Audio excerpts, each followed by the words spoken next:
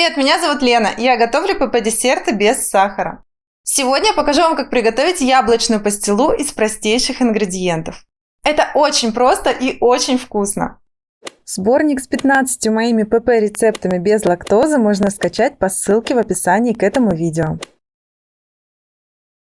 Нам понадобится 1 кг вкусных сочных яблок. Разрезаем их пополам и вынимаем серединку. Выкладываем на противень срезом вниз. И выпекаем при 180 градусах Цельсия около 30 минут. Яблоки должны полностью размягчиться. Это можно проверить с помощью деревянной шпажки. Ложкой вычищаем мякоть из половинок. Выжимаем 10 грамм лимонного сока. И на этом же этапе можно добавить подсластитель, если любите послаще. Измельчаем блендером до максимальной однородности.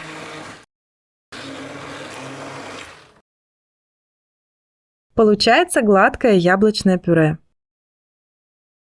Также нам понадобится 3 яичных белка. Важно, чтобы ни грамма желтка не попало в белок. К белкам сразу добавляем часть яблочного пюре, примерно 200 грамм. И взбиваем на высокой скорости до пышности. Масса должна сильно посветлеть и увеличиться в объеме. Теперь добавляем остальное яблочное пюре и взбиваем еще несколько минут.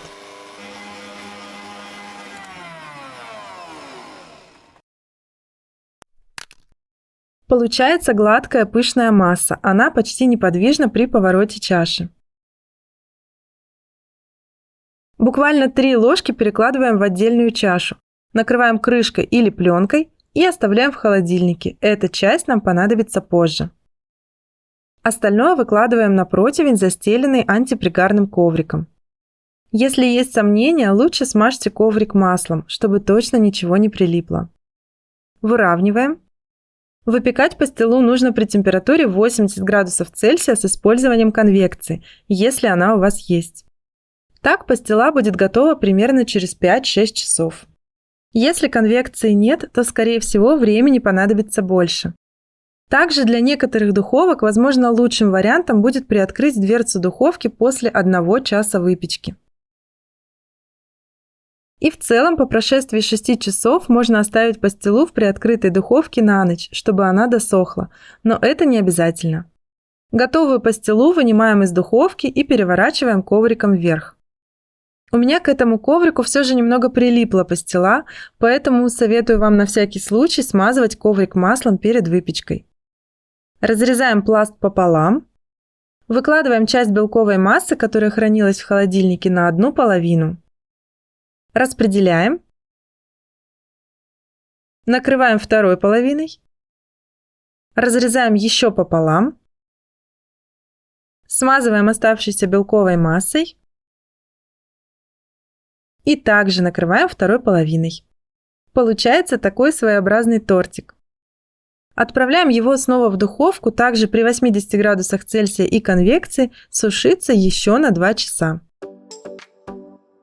Такой режим приготовления позволяет быть уверенным в безопасности продукта, так как белок полностью стерилизуется. Пастила получается мягкая и в то же время прекрасно держит форму. Разрезаем ее на удобные кусочки.